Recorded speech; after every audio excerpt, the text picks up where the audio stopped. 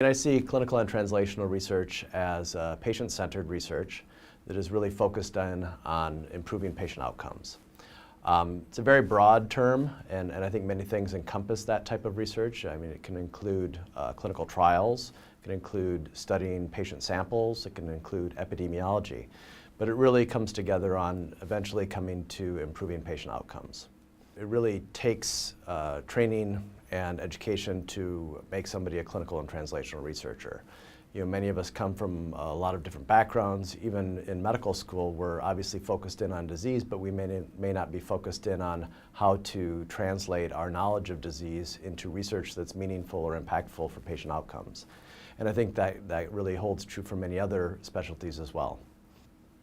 So I think a lot of people during their training, either as clinicians or as researchers, may not have specific training on clinical and translational research. Many medical training programs don't have a lot of research training in them at all.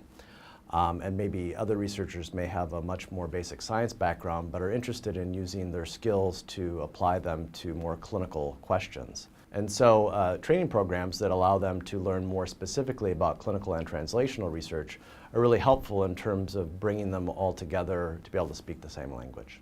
Many clinicians, as they go about during their careers, encounter a lot of interesting clinical questions, a lot of interesting clinical problems, that they may have some thoughts of how to try to answer those questions or problems. Sometimes it requires a larger team of people, a larger group of people with varied backgrounds, say statisticians, epidemiologists, to try to answer these questions. But these programs are actually incredibly important for research productivity. You know, a lot of the people who may have some of the best clinical questions may not have the research tools to be able to answer those questions.